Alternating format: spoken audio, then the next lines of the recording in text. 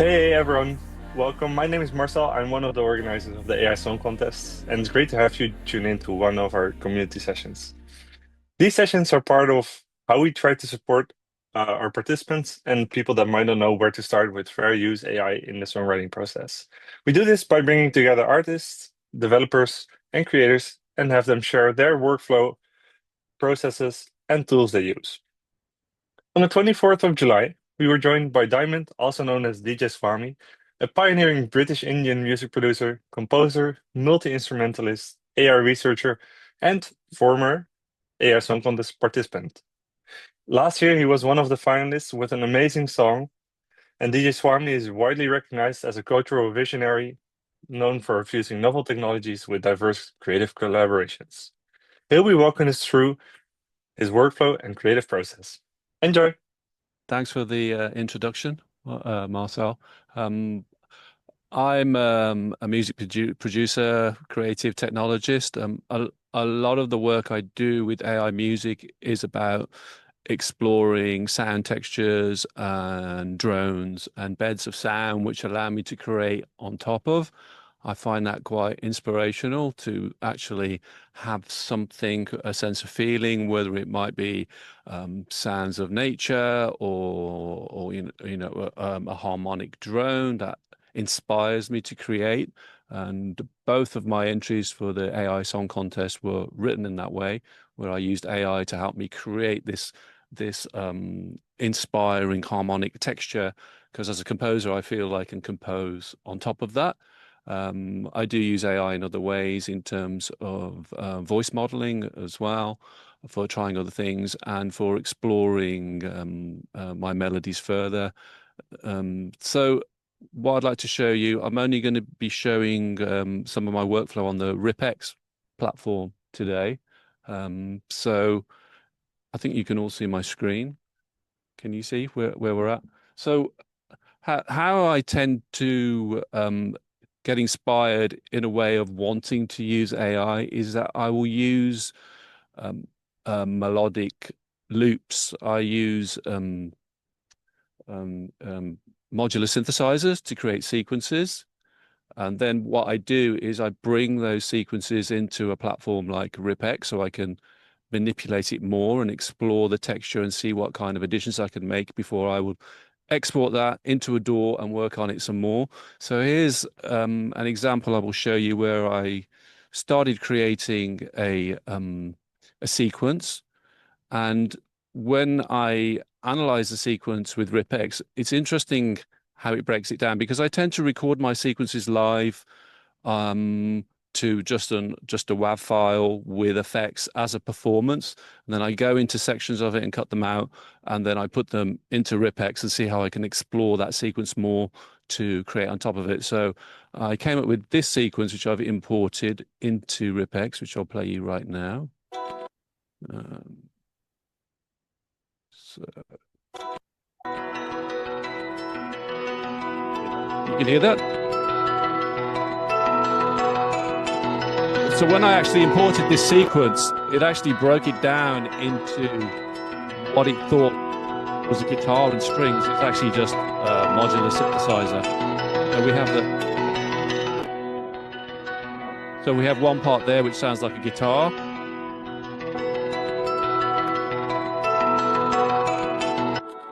And the part it's interpreted as the strings. This is what I find interesting is like using AI to stem separate where we're getting harmonic separation, which allows me to be more creative. So I would actually be taking sequences like this and applying effects within RipX, in particular being able to use some of the reverbs, the reverse effects, until I can explore a kind of sound that I feel I want to write with. So let's just try that for a little bit.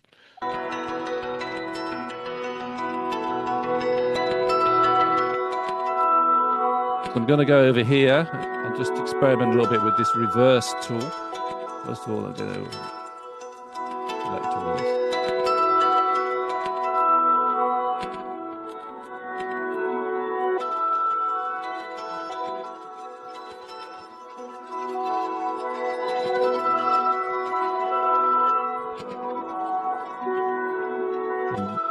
bringing the other stem again.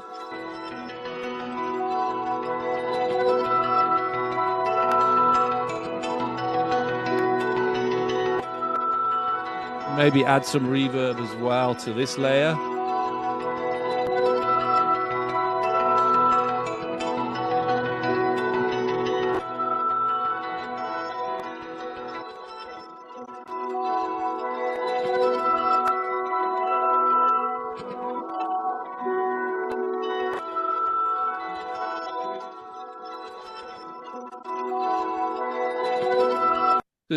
Just trying to create things that are more atmospheric. And what I will actually do then is try other things within RipX, like even draw in a bass line of some kind and see where that starts taking me. So I will just use the draw tool like that.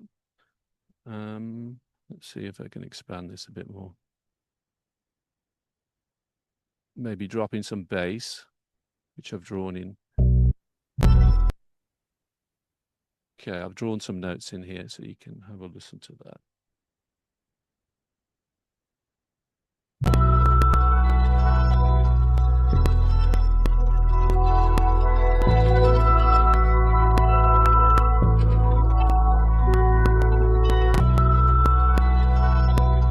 It's crackling a bit, I think, but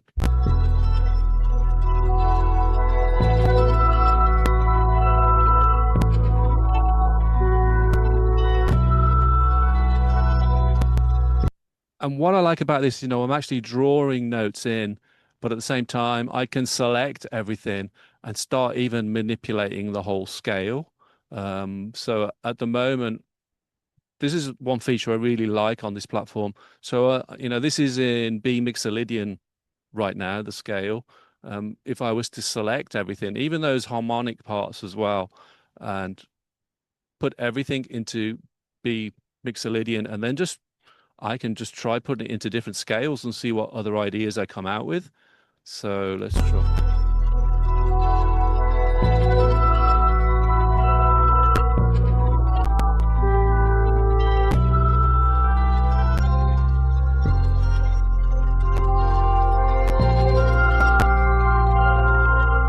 Let's try going major, see what happens.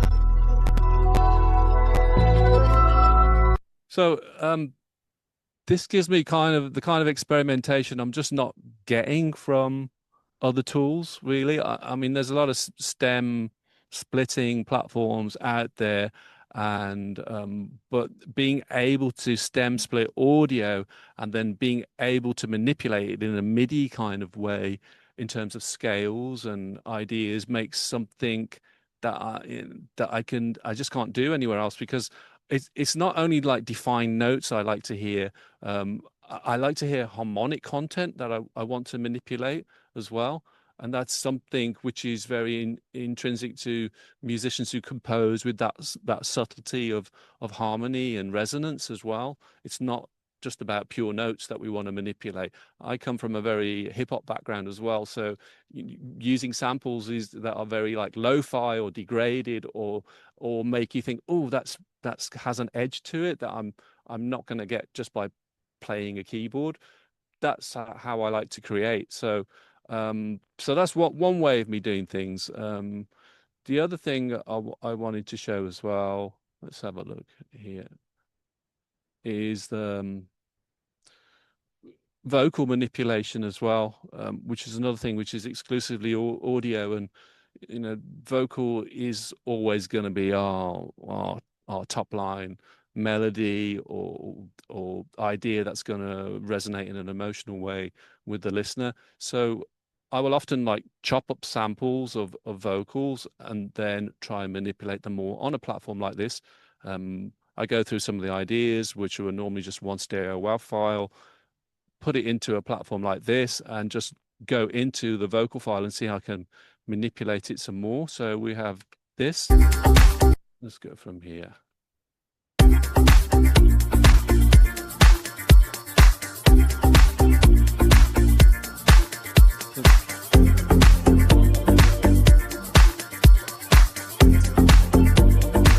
If we look at the vocal, that ID I put in,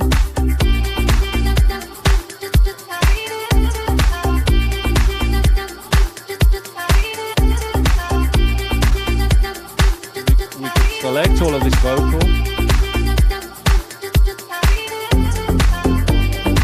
And this is something I really like about this platform. When you start playing with the tools, effects, reverse, check this out.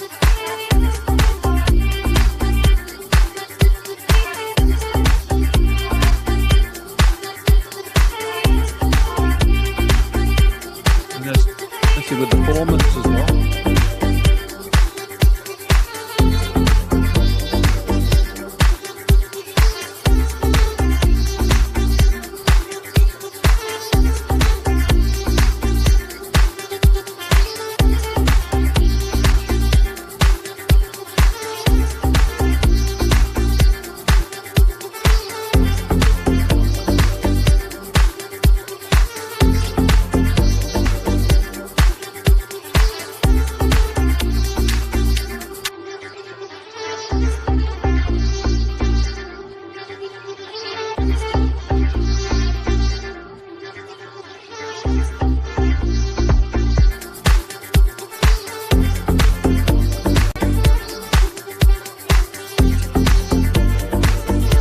Even try some of the harmony effects as well.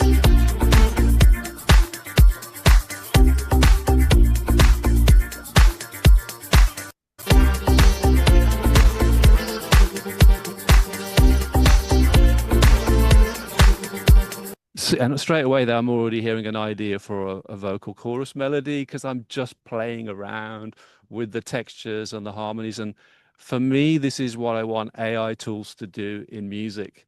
It's being able to manipulate things to an unexpected level in terms of harmonic texture. So I'm sure you could all hear that what I just did there, and like, oh, okay, there's some ideas, and that's kind of how I get inspired as well. Back in the day, making hip hop music and looking for samples on records, generally it was always about how can we manipulate that sound texture to be inspired in a human way. And that's what I'm looking for with these tools as well. So yeah, I mean, that's another example of how I use tools like this with AI. And you know, I want to stress that the being able to use audio and MIDI in a very synergetic way is the ideal tool for me in AI. I think RipX has kind of come close to that. It's has its best use I find in sound design and being able to separate stems and manipulate sounds in new ways. But also, I use it to study pieces of music, you know, break down pieces of music, look how ideas are constructed in other people's songs by being able to separate the drum beat and look at how the notes are placed in terms of MIDI, and then being able to recreate something similar. If I like a particular groove, I can actually see the notes on a grid and think, yo, that's where the snare is falling. That's the hi-hat pattern I'm hearing in that song. So I'm using this tool as an educational tool as well in order to understand how pieces of music are constructed. So that's the use that I find for this platform in particular. Let's have a look at another idea as well.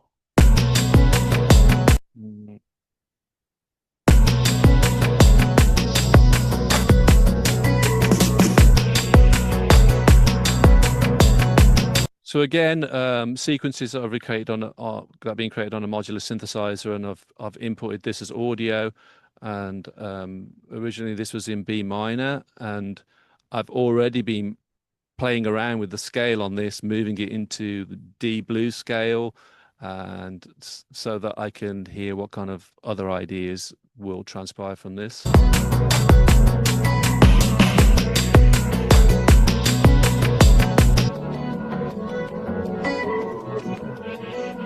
there's part of the sequence that I've created.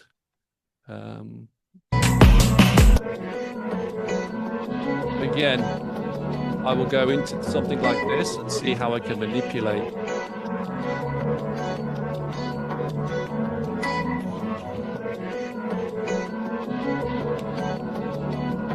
Maybe if I did the bass as well.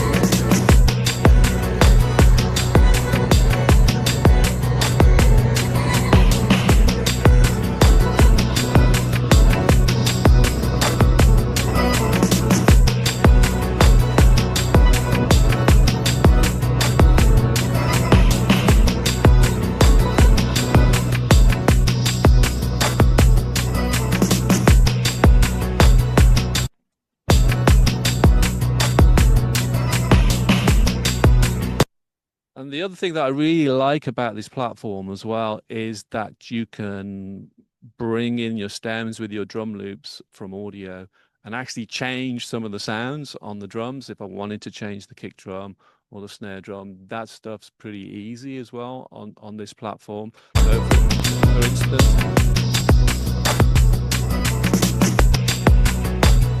I can go to the kick drum.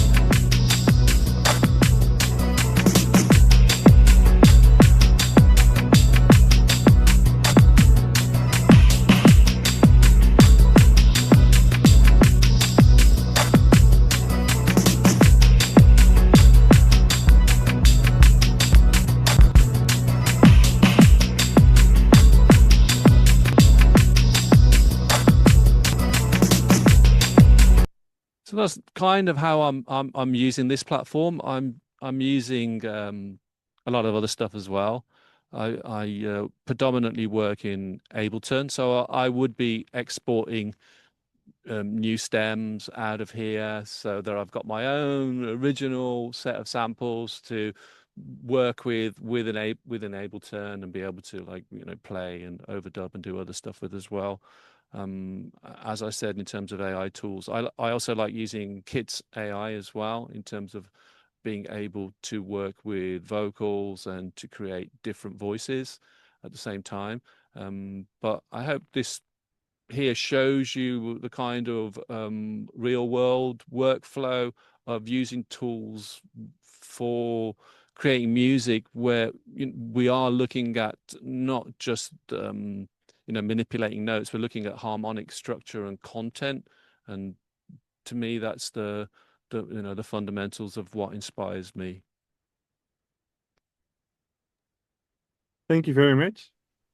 That was very cool. Thank you. Indeed. Thank you. Just a brief insight. I'm. If I could show you multiple screens at once without them all stuttering, then I could show you a lot more. Is this also a sneak peek into your submission for this year, or Sorry?